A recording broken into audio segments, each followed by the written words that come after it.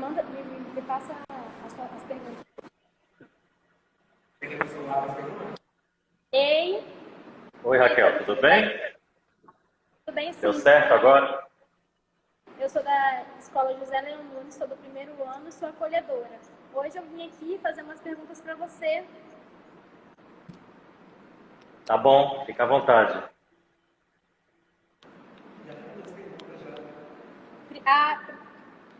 Calma aí que eu tô achando. Como que você tá? Como que tá saindo a sua recuperação? Eu fiquei sabendo que você estava com suspeita de coronavírus. Na verdade, eu não, enfim, não era coronavírus, mas eu fiquei bem mal na semana passada.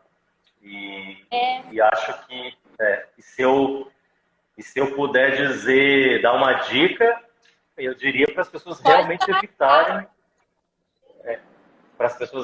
evitarem, nem que seja uma gripezinha, porque como o protocolo diz para a gente ficar num quarto isolado,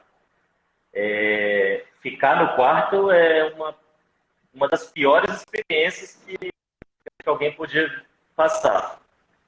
Então, seja gripe, seja Covid, ficar dentro de um quarto, trancado, esperando o diagnóstico é muito, muito ruim. Foi uma semana muito difícil. Mas, enfim, não era Covid e agora eu já estou bem.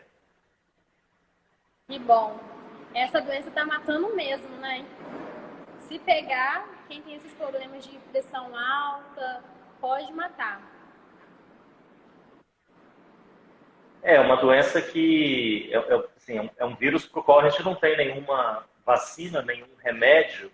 Então, é preciso ter realmente muito cuidado, porque ao contrário do que muita gente diz, não é algo simples, não é uma gripezinha, não é algo sem maior importância, né? Aqui no Espírito Santo já matou mais de 1.000 pessoas. Então, é uma coisa muito séria, a gente tem que ter muito cuidado. E na ausência de vacina e de remédio, manter as orientações das autoridades de saúde é a melhor alternativa que a gente tem. A sua internet está travando muito o seu vídeo, não estou conseguindo te ver. Está travando? Só um instantinho, Raquel. Tira ela. Aqui a gente está no 4G ou no... Deixa eu só tentar passar para o 4G, então. Tá.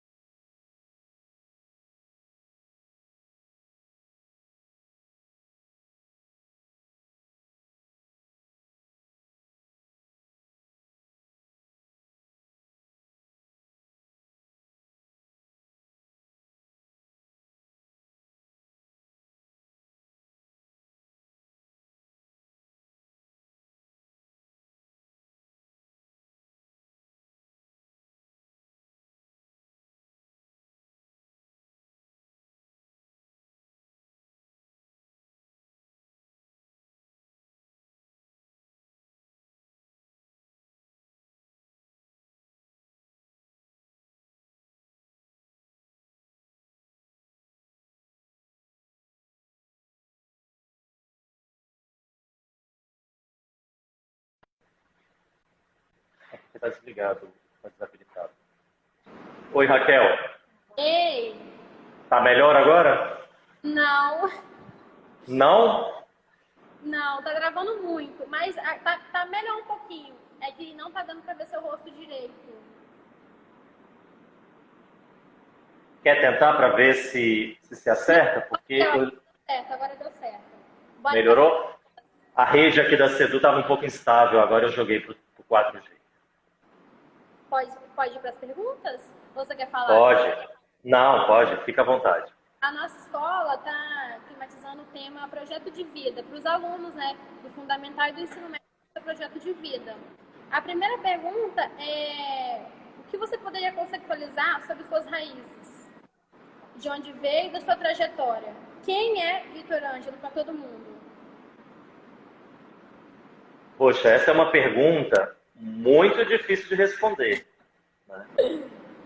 Porque implica em resumir uma vida numa frase, numa imagem. E eu não sei, eu podia puxar desde coisas profissionais até coisas pessoais, mas eu diria assim, e não quero ser muito vago na resposta, que eu sou uma pessoa como qualquer uma outra, absolutamente normal, né? Por acaso, ocupo um cargo de secretário, que será passageiro. Então, eu, por exemplo, tenho a clareza de que não é o cargo que faz quem eu sou. Então, se eu puder dizer quem é Vitor de Ângelo, eu não diria que é o secretário de Educação. Porque este cargo vai durar, no máximo, 4 anos. Né? Portanto, eu estou para muito além da função que eu ocupo hoje.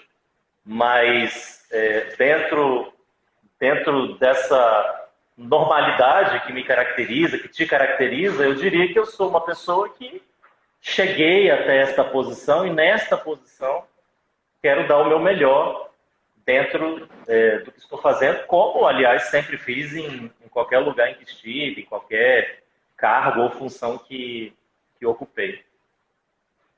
Eu sei que eu não respondi sua pergunta, mas é porque eu acho que eu não tenho como responder, é uma pergunta difícil. E você já passou por dificuldades na sua vida? Um monte. A gente está falando sobre projeto de vida, não sei se eu vou me adiantar alguma coisa que você ainda vai perguntar. Eu gosto muito de uma imagem, que não é minha, um amigo uma vez usou para mim, ele disse assim, olha, a vida é tipo um GPS. Você põe uma rota, né? Mas todo mundo já viu um GPS. De vez em quando, você erra a rota, né? Mas você chega no mesmo lugar, ainda que dando voltas, fazendo caminhos diferentes. Então, a ideia de um projeto de vida é uma ideia sensacional, ou seja, ter um planejamento sobre o que a gente quer da nossa vida, pessoal e profissional, é essencial, né? Mas não é uma reta, né? A gente não chega lá numa reta que liga um ponto a outro, né? O planejamento e ao alcançar desse planejamento. Essa trajetória é tortuosa. Para alguns é mais, para outros é menos. E essas voltas que a gente vai dando no caminho, em parte, são por problemas, né? Então, eu já enfrentei dificuldades, um monte, né? E isso faz parte de qualquer rota, tanto no GPS como na vida. Talvez a única diferença essencial do GPS para a vida é que no GPS você pode escolher o tipo de rota, né? Não sei se você já viu o GPS. Aí você fala assim, rota sem pedágio, rota mais rápida, rota por estradas pavimentadas, rotas por estrada de chão. Na vida não tem isso, né? Vai pegar estrada com buraco, estrada com pedágio, rotas mais rápidas, rotas mais lentas, assim é a vida. Entendi. E quais foram as suas influências para construir o seu projeto de vida? Quem te influenciou? Dentro disso que, assim, enfim, vou seguir um raciocínio. Dentro disso que eu acabei de dizer, falar de uma influência como se fosse um marco zero, né? Então, determinadas pessoas me influenciaram. Em geral, vão falar o pai e a mãe, né? Um amigo, um avô, não sai muito desse círculo, né? Um professor. E a partir dali a vida seguiu o seu curso. Foi só implementar o projeto de vida traçado anteriormente sob influência daquelas pessoas que marcam a nossa vida. Embora isso não seja uma inverdade, pela minha experiência, ela não é a verdade completa, né?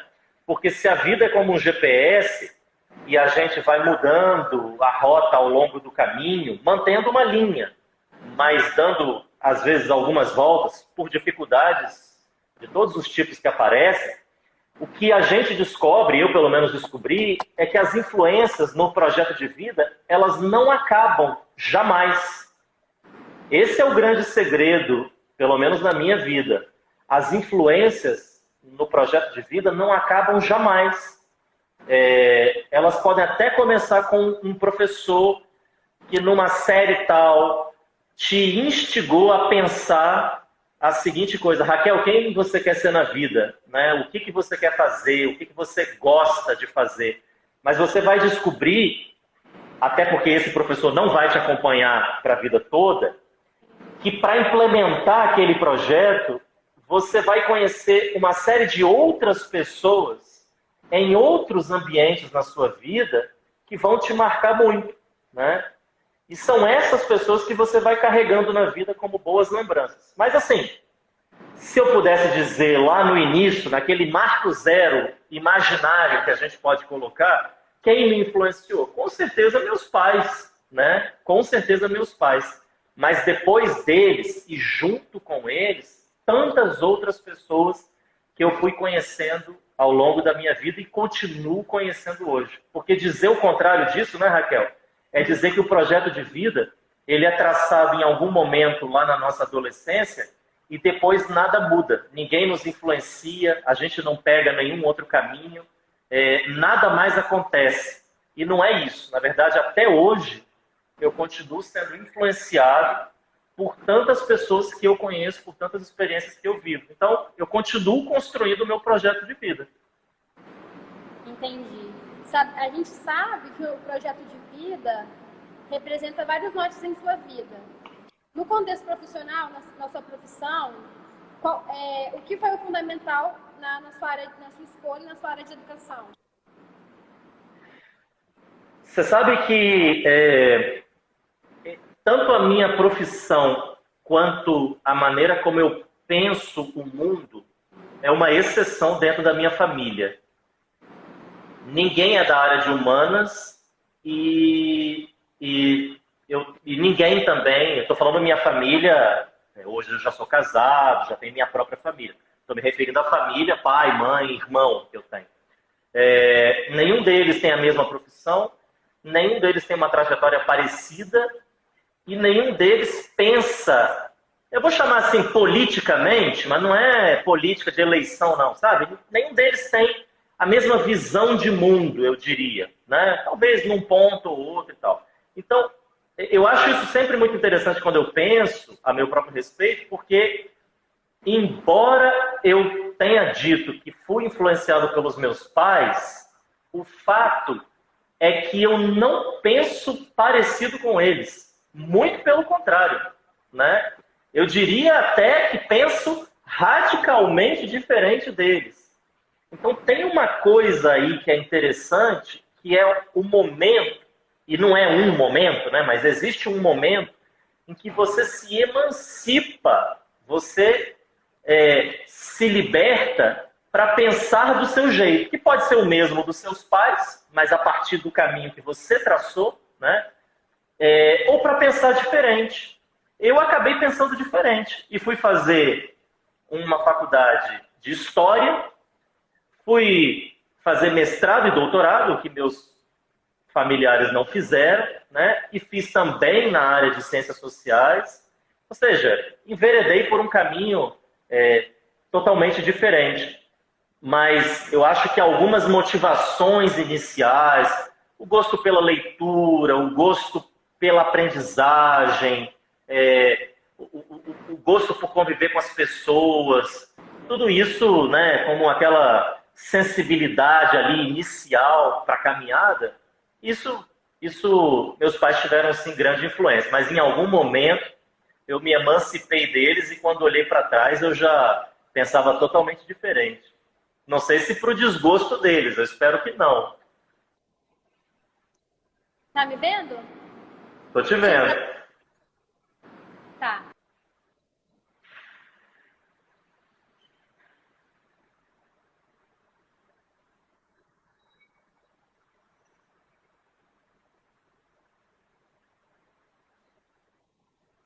Pode falar, Raquel. Travou, mas eu tô te ouvindo.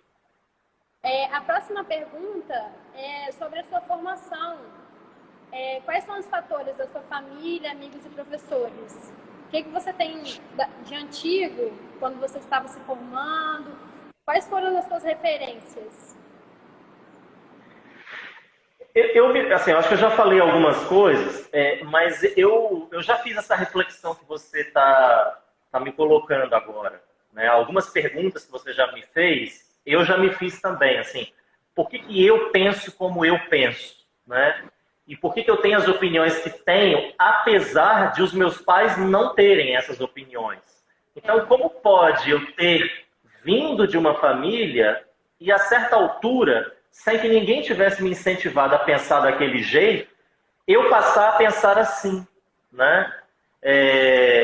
Da onde veio uma certa rebeldia em que eu, sem desmerecer nada do que os meus pais me ensinaram e me passaram, uma hora olhei e falei, olha, desculpa, eu penso completamente diferente disso aqui, né?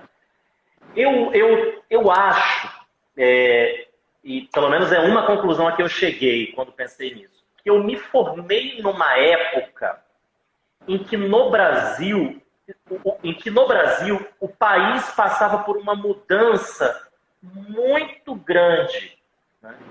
Eu entrei na faculdade há 20 anos atrás. Então eu peguei o finalzinho do governo Fernando Henrique Cardoso e o início do governo Lula. E no governo Lula e depois, até o final do governo Lula, a Dilma foi eleita em 2010, eu já estava saindo da universidade, aí já do doutorado, né?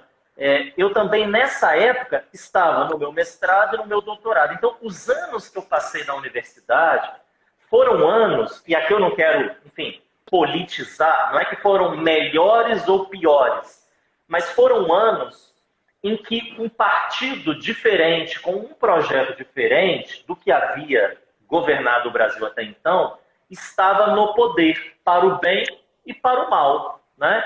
Foi uma época em que a discussão política no Brasil ficou cada vez mais ruidosa, né? Talvez como a gente está vendo hoje. E é muito fácil, portanto, você que... em quantos anos você está, Raquel? Raquel, em quantos anos você está hoje? Eu estou com 15 anos.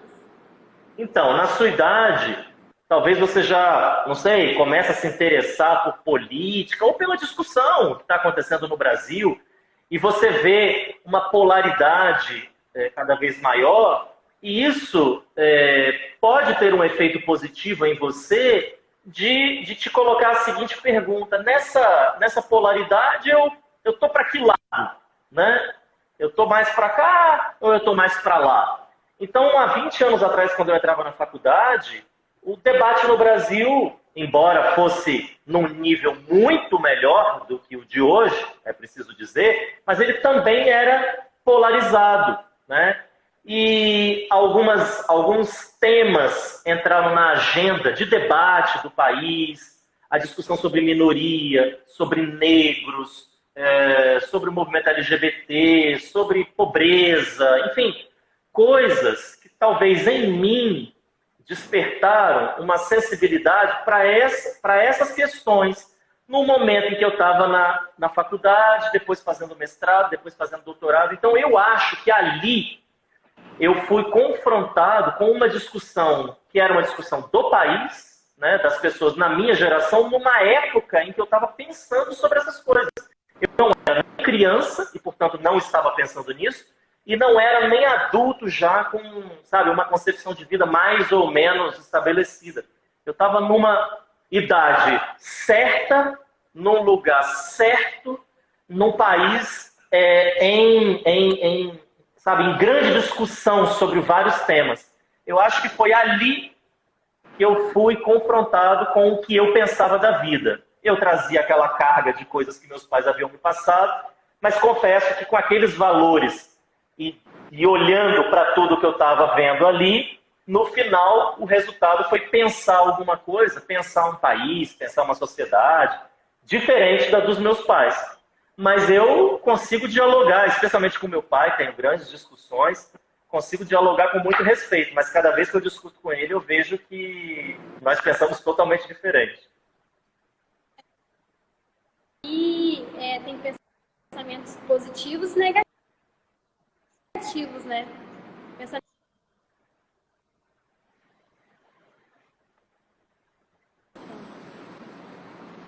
Eu acho que a sua conexão que ficou um pouquinho ruim, Raquel. Eu ouvi a sua pergunta, mas depois travou. Se você puder repetir. A próxima pergunta é: qual que é o seu sonho? Qual que é o meu sonho de quê? Você tá me vendo? É que tá travando aqui. Não, eu tô te vendo, eu tô te vendo. Às vezes trava a imagem, mas eu consigo escutar. Só que até a sua fala travou. Você perguntou qual é o meu sonho e aí eu perdi o final. Tá. Qual que é o sonho do secretário, né, você, para a educação capixaba? Puxa, meu sonho não cabe no tempo que eu tenho à frente da secretaria, porque é o sonho de uma vida, né? É o sonho de que as coisas dessem, todas elas, certo, de que todos os problemas que eu vejo fossem resolvidos, de que a educação tivesse a qualidade que todo mundo quer, de que você tivesse a aprendizagem, né, que todos nós queremos. E não porque, né, seus professores não estão dando, é porque eles também vivem, como eu vivo, como você vive, uma série de outras situações que limitam todas as coisas. Então, o que eu gostaria, assim, né, acho que é isso, é que não houvesse limites para que a gente pudesse fazer tudo aquilo que a gente queria, né, que a gente quer. Mas esses limites existem. Às vezes eles são financeiros, às vezes eles são técnicos, né? Às vezes, e agora é o que a gente vive, eles são de saúde pública, né? Quantas coisas a gente gostaria de fazer agora e a pandemia nos impede de fazer? Então, como nós não podemos ser inocentes achando que esses limites vão ser rompidos e que isso vai acontecer, é por isso que eu estou dizendo que é o sonho de uma vida, que não cabe em 4 anos, que já não são nem mais 4, são 2,5 agora, que é de tentar fazer tudo aquilo que nós não conseguimos porque existem limites. Então, qual é a nossa tarefa, né, como professor, como diretor, como aluno, como secretário, como qualquer um que está na educação? É tentar levar esses limites para mais longe possível, né? Ou seja, fazer com que a gente não tenha limites tão curtos, que a gente não esbarre em obstáculos tão logo a gente consiga se mexer. Então, o meu sonho é isso, é que a gente tenha um espaço que não será total, mas que ele seja suficientemente grande para a gente conseguir trabalhar e fazer um pouco daquilo que a gente quer, que não é, lógico, a única maneira de pensar a educação, né? Outras pessoas vieram antes e outras virão depois, cada uma dará sua contribuição, é assim aqui, é assim aí na escola, com o diretor, com o professor, ninguém ficará para sempre, mas que no tempo que cada um esteve ali, na escola, na secretaria, na superintendência, que todos nós tivéssemos tido o espaço suficiente para dar o nosso melhor. Isso depende de querer dar o melhor, eu quero, né? E depende de ter condições para isso, ou seja, de não ter uma limitação tão curta, né? Então é esse meu sonho. Que não é um sonho pequeno, aliás. Que bom. Não é pequeno mesmo. Será que vai conseguir? Será que eu vou conseguir? Alguém perguntou aí. E o que está fazendo para ajudar a concluir esse sonho? Então, sonho você não conclui, né? Porque se concluir, ele perdeu uma dimensão importante, que é a dimensão da utopia. O sonho ele tem que estar ali como um certo horizonte. E eu mesmo disse aqui no início da minha resposta que o meu sonho não cabe no mandato, não cabe numa gestão. Mas o que eu tenho feito para, enquanto estiver aqui, realizar esse sonho? Eu tenho brigado com todo mundo que tenta colocar limites, né? Tenho comprado brigas, né, no bom sentido, com todo mundo que parece ser, ou com todas as coisas que parecem ser, um limite para a gente continuar trabalhando. Tenho tentado fugir de polêmicas e de assuntos que são secundários, né? Que parecem à primeira vista ser importantes, parecem falar sobre educação, mas não agregam nada, né? Só consomem a nossa energia, o nosso tempo e não permitem a gente avançar. Então, é isso que eu tenho feito, né? Acho que ter a clareza do sonho, ter a clareza do que quero, envolver outras pessoas nisso, é importante que a gente também não sonhe sozinho, afinal, se não tiver um monte de gente pensando como eu, se só tiver eu pensando assim, as outras pessoas, né, vão acabar sendo os próprios limites. Então, você sonhar com as outras pessoas, trazer as outras pessoas com você, remodelar o que você está pensando a partir do que as pessoas também sonham, porque obviamente não é algo aqui que eu sonhei, vim para cá, vou implementar a qualquer custo e vou colocar do meu lado só quem pensa como eu, não é isso, né? É uma postura generosa de querer sonhar alguma coisa para esse tempo, trazer outras pessoas que pensam como você, estar aberto também a ouvi-las, remodelar as suas próprias expectativas, os seus próprios sonhos a partir do que elas também estão querendo, para que elas se sintam pertencentes a isso, juntar um grande grupo nisso, passar por cima das situações que tentam tirar sua atenção e que são desnecessárias e comprar todas as brigas do mundo para fazer aquilo que a gente acha que deve ser feito para conseguir aquilo que de bom nós queremos implementar. E isso não é verdadeiro só aqui, eu tenho certeza que a diretora da tua escola, teus professores estão falando a mesma coisa, né? De comprar boas brigas, de fugir das armadilhas que tiram nossa atenção para fazer o que tem que ser feito, para fazer o que a gente quer fazer. Entendi. E esse momento que a gente está vivendo, muito novo para todos, né? A gente nunca tinha passado por isso antes.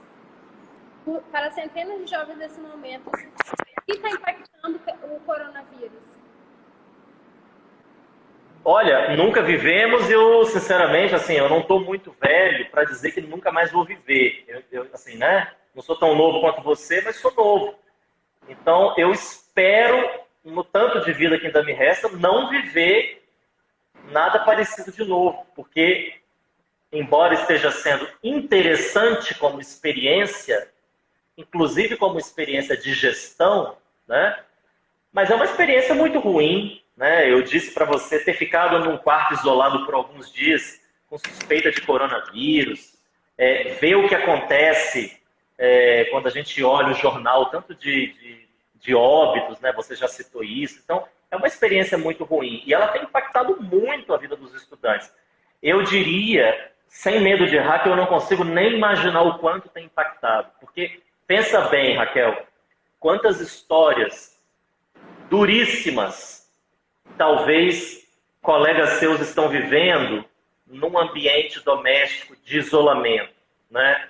Talvez você, eu e outras pessoas que estão aqui nos acompanhando tenham um ambiente razoavelmente bem estruturado e para nós o isolamento ele só é impactante porque a gente não pode encontrar os amigos, não pode comer uma pizza, não pode ir ao cinema. Tem gente que está vivendo um drama agora, né? E a gente talvez nem alcance, vivendo situações de violência física, de violência sexual, vendo uma família sem muita estrutura, brigar de manhã, de tarde, de noite, né? Situações de extrema pobreza, em que talvez aquele momento de ir para a escola era uma hora em que a pessoa saía de casa, né? Tinha ali quase um parêntese na sua vida, e ela é agora obrigada a viver a pobreza e a dificuldade na sua plenitude, né? Cada hora dessa pobreza. Então, eu não consigo nem imaginar essas situações, mas eu sei que elas existem. Então, eu diria com certeza, a pandemia está sendo muito difícil. E isso que eu falei até aqui não faz divisão entre aluno de escola pública e aluno de escola privada, não, né? Situações de violência, por exemplo, estão em todos os lugares. Às vezes com cores diferentes, mas estão em todos os lugares. Agora, quando a gente fala estritamente de educação, lógico, o impacto também é grande, e na escola pública ele, por diversas razões, que eu já até falei em outras oportunidades, acaba sendo maior. E a gente tem aqui na Secretaria, no que nos cabe, né, a gente não consegue resolver vários desses exemplos aqui que eu dei, do impacto da pandemia, mas alguns desdobramentos da pandemia na área da educação a gente pode tentar resolver ou tentar mitigar. E a gente tem feito isso. Mas o impacto é tremendo, e acho que a gente só vai elaborar muito bem isso, a extensão desse impacto, quando voltarmos, quando começarmos a escutar as pessoas, quando virmos o tanto de gente que não vai voltar, quando descobrirmos quem são essas pessoas, quando formos atrás delas e descobrirmos por que elas não voltaram, aí a gente vai começar a ter, penso eu, a exata dimensão do impacto da pandemia, que nem de longe é um impacto apenas pedagógico. Sim, a gente está vivendo em uma sociedade muito complicada, né? Onde a gente está descobrindo que um precisa cuidar do outro. Se a gente não cuidar de qualquer parente, por exemplo, eu estou com coronavírus, se eu não ficar no meu canto, eu posso passar para as outras pessoas. É complicado, muito complicado mesmo. Eu perdi a minha bisa com o coronavírus. Depois que eu vou perceber que essa doença, ela veio, depois passou, e várias pessoas, várias famílias queridas. Se não se cuidar, vai ser complicado. É verdade, é verdade. Você falou aí algumas coisas. Eu acho que tem dois comportamentos, né? Duas características que eu acho que são muito claras nesse momento, que são autocontrole, autocontenção e empatia. E as duas coisas estão conectadas. Porque, por exemplo, por mais que o Estado, o governo, diga que as pessoas são obrigadas a usar máscara, até diga que pode multar as pessoas, mas o fato é que não existe como multar 4 milhões de habitantes no Espírito Santo. Ou as pessoas internalizam a necessidade de ter este comportamento, ou não. A gente pode até ver alguma prisão, alguma multa, mas ela será uma coisa meio que amostral. O grosso das pessoas ou incorpora este comportamento como sendo seu, ou não incorpora. Ou seja, ou a gente se contém e fala, eu não posso sair de casa. Se eu sair é só para situação essencial. Se for uma situação essencial e eu tiver que sair, só com máscara. Então, o governo, né, eu faço parte do governo e acompanho isso, as pessoas às vezes cobram medidas do governo, mas o governador, o nosso ou qualquer um outro, ele não é o soberano, ele é um representante das pessoas. Nós, como governo, só orientamos, isso já é muito. Mas as pessoas, elas são autônomas. No fim, elas fazem se quiserem, e se não quiserem, não fazem. E, infelizmente, muitas não estão querendo. Porque ao não assumirem uma postura de autocontenção, elas demonstram também, e aí é o segundo ponto, que não estão tendo um sentimento de empatia. Ou seja, que elas não estão pensando na sua bisa, por exemplo, né? Que elas não estão pensando nos servidores aqui que já pegaram coronavírus, que elas não estão pensando nas milhares, né, nas centenas de pessoas que já faleceram no Espírito Santo, e cuja culpa disso tudo não é de ninguém, em última instância, mas é de todo mundo, porque essas pessoas pegaram o coronavírus de alguém, afinal.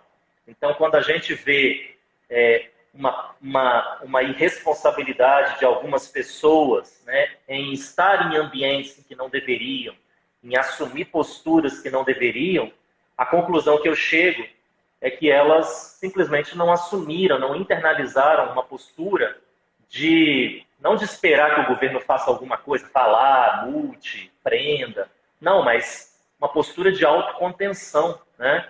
E não fizeram isso, via de regra, porque não estão tendo empatia com o outro.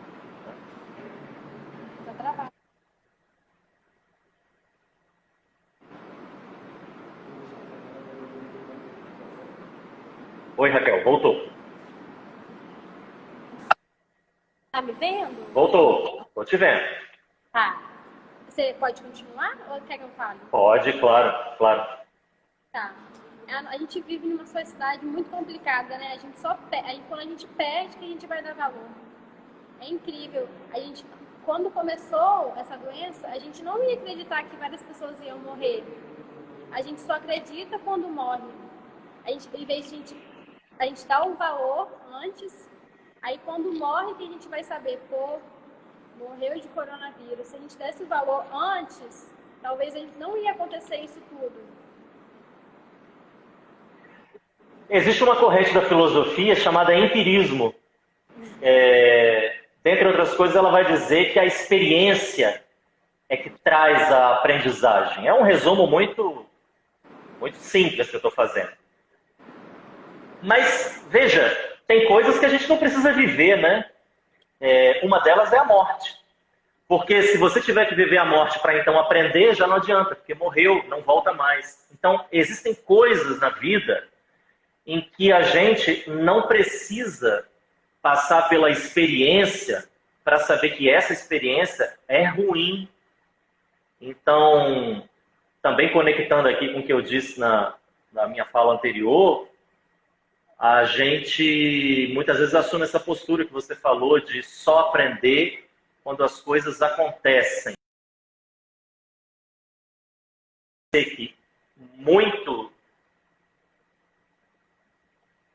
caiu. A conexão dela estava bem ruim. Está ao vivo aqui ainda, mas a conexão dela estava bem ruim. Deixa eu ver se eu consigo chamá-la novamente.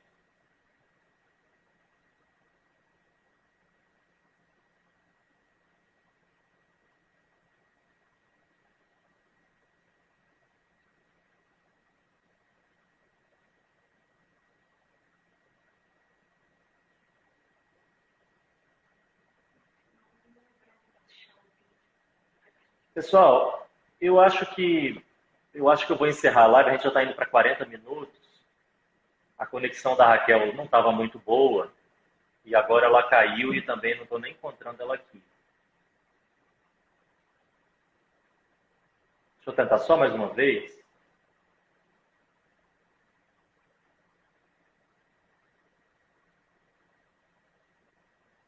Tudo bem. Eu acho que eu vou encerrar. Eu vou só, em breves minutos aqui, trazer algumas palavras. Eu estou vendo, eu não sei o que o pessoal está perguntando sobre idiomas. Eu estou vendo mais de uma pergunta aqui sobre idiomas. Mas eu queria responder a algumas perguntas sobre volta às aulas. Eu vi muita gente perguntando sobre isso aqui. Não é o objetivo da live de hoje, só esclarecendo que a live é sempre conduzida por alunos. Então, o tema é proposto pela escola. Tá? Não fomos nós aqui, nem eu, que delimitei nem perguntas, nem temas. Mas o tema, então, que a escola, que a Leon Nunes propôs, foi o projeto de vida. Por isso que a gente não foi para outros pontos, para outras questões. Mas está todo mundo falando aqui sobre volta às aulas, então, antes de encerrar, eu queria só dar uma palavrinha sobre isso. Tá? Como vocês têm visto na imprensa, a gente está fazendo um planejamento. Né? Nós montamos um grupo de trabalho com todas as escolas que estão na educação básica, públicas e privadas. Todo mundo que tem escola. Então, o IFES, que tem escola, né? Educação Básica Federal, o SINEP, que é o Sindicato de Escolas Particulares, a Undime, que representa os municípios, e a própria Secretaria de Ciência e Tecnologia, que tem também 2 escolas técnicas, mais a SEDU. Então, juntando todos esses aqui, nós temos todos os mantenedores de escolas do Espírito Santo. Nós fizemos 3 reuniões já, a primeira delas com uma parte desse grupo, depois ampliamos com mais alguns atores na segunda reunião, e na semana passada, como eu estava afastado, por motivo de saúde, eu mesmo não participei, mas a minha equipe fez uma reunião com todo mundo aqui que eu citei, mais diretores, associação de diretores, os sindicatos, nem todos optaram por comparecer, mas foram convidados, Conselho de Educação, Ministério Público, Procuradoria-Geral do Estado, enfim, a gente ampliou essa discussão, apresentamos ali o planejamento para a volta, existem algumas premissas para esse planejamento, e uma delas é importante que fique clara. a primeiríssima delas, as autoridades de saúde é que vão determinar o momento da volta. Então, ninguém precisa ficar preocupado com relação à pandemia e ao que a SEDU está fazendo. A SEDU está apenas se planejando para a volta às aulas. Se essa volta às aulas vai acontecer agora em julho, ou em agosto, ou em qualquer outro mês adiante, essa é uma orientação que a Secretaria de Saúde vai nos dar. Portanto, para aqueles, não sei aqui se temos familiares, alunos, professores, mas para todos aqueles que estão preocupados com a questão da saúde, né, podem ficar tranquilos no sentido de que nós não voltaremos às aulas quando não houver condições para esta volta. O que eu chamo de condições? Não é vacina nem medicamento, porque isso todo mundo que está acompanhando o noticiário sabe que só possivelmente no ano que vem. Nós estamos falando de uma condição de voltar com segurança a uma vida normal dentro de um protocolo de saúde que envolve higienização de mãos, afastamento físico, uso de máscaras, coisas como essas que a gente já está vivendo no nosso dia a dia, que não tem nada a ver especificamente com a escola, né? Todos nós, na nossa vida cotidiana, já estamos, imagino eu, fazendo isso. A nossa questão em termos de planejamento é como fazer isso dentro das escolas. Afinal, é um ambiente, por excelência, de aglomeração. E não é, por exemplo, como um shopping, que você pode ir ou pode não ir. As pessoas têm que ir à escola. Então, na medida em que o ensino é obrigatório, a matrícula é obrigatória e a escola abriu, as pessoas vão para a escola com que condições para evitar aglomeração e contágio? Tanto alunos como servidores. Esse é o planejamento, né? O planejamento é para isso. É isso que a Secretaria de Educação está planejando. O que envolve tanto ações de natureza administrativa, por exemplo, todos os servidores podem voltar para as escolas no momento em que elas abrirem? Talvez não. Afinal, nós podemos ter servidores com situação de risco, né? Mas quem são essas pessoas? Então, o mapeamento disso é parte do planejamento. Já estamos fazendo. Ações de natureza pedagógica. Imagine bem, como é que nós vamos ensinar dentro de uma realidade em que nem todos os alunos vão estar na escola ao mesmo tempo, que a gente vai fazer um rodízio de alunos e assim evitar que eles estejam aglomerados como estavam antes, né? Respeitando a lei, obviamente, mas aglomerados do ponto de vista aqui das orientações de saúde. Então, esse é um bloco de ações de natureza pedagógica. Do ponto de vista sanitário, que tipo de protocolo a gente vai ter que seguir? Uma vez definido esse protocolo, quem dentro da escola está responsável por zelar por aquela orientação?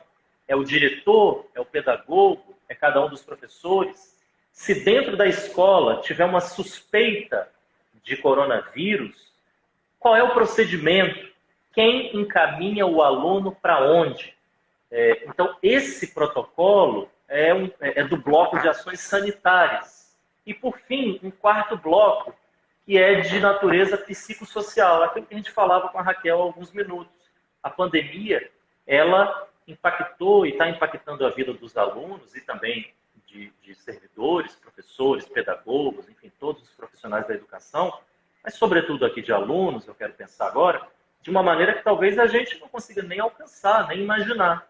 Então, que apoio a Secretaria de Educação, que não é a Secretaria de Ação Social, mas de que modo a Secretaria de Educação vai viabilizar esse momento de escuta dentro da escola, vai receber as pessoas e criar um ambiente em que a gente possa receber essas manifestações da pandemia, a maneira como cada um recebeu isso, o que viveu, como trabalharemos tudo isso do ponto de vista nem pedagógico, nem administrativo, mas psicossocial. Né? Um trabalho até que a gente já vinha fazendo desde o ano passado, mas dentro de uma agenda já conhecida dentro das escolas. Bullying, automutilação, coisas dessa natureza que infelizmente acontecem e já nos chamavam a atenção. Então, o nosso planejamento é este. Nós pretendemos, nos próximos dias, começamos a discutir entre as mantenedoras das escolas, passamos para outras instituições e entidades, como eu mencionei, Ministério Público, sindicatos e outros, e pretendemos nos próximos dias colocar em consulta pública as linhas gerais deste planejamento. Não para aprovação ou desaprovação, mas para conhecimento da sociedade de um modo bem amplo, né? E para recebimento de sugestões ou críticas, de modo que a gente possa finalizar esse planejamento já com aquilo que nós, como mantenedores de escolas, pensamos. Nós, num segundo nível, ampliando aqui, como entidades e instituições representativas, né, de profissionais da educação e da sociedade de um modo geral, também deram a sua contribuição. E nós, como sociedade mesmo, qualquer cidadão poder entrar ali, ver o documento, dar sua sugestão, fazer sua crítica, e a gente poder avaliar e, quem sabe, incorporar, para que quando voltarmos já com esse documento plenamente conhecido, os protocolos pactuados, dentro de um espírito que tem caracterizado o governo Casagrande e a nossa gestão nessa e em todas as outras áreas, que é a transparência e o diálogo. Esse é o objetivo da consulta pública. Tem várias outras questões que foram feitas aqui, questão de reprovação, isso ainda não foi discutido, o centro de idiomas, isso ainda está também sendo objeto de discussão, a gente precisa avaliar a questão das novas vagas, do edital específico, enfim. Mas eu acho que nessa fala final eu quis me concentrar muito no planejamento para a volta. Para que cada um de vocês, eu sei que aqui tem um público heterogêneo, né, que vai dialogar com outras pessoas que não estão aqui. Então, quem é aluno, fale com seus pais, quem é pai, fale com seus filhos, quem é professor, quem é um servidor que está ali na escola, fale com as pessoas com quem tem contato, tranquilizando cada uma das pessoas de que o nosso planejamento não é um planejamento assodado, irresponsável, na tentativa de fazer voltar e dar uma sensação de normalidade. E sim, um planejamento para que, quando as autoridades de saúde nos autorizarem a voltar, que a gente saiba o que fazer, né? E não que a gente, então, comece a se mexer para isso. Porque, afinal, já basta a pandemia ter pego a gente de surpresa em março, né? E a gente ter tido que executar e planejar ao mesmo tempo. Agora, nem nós, nem ninguém tem essa desculpa.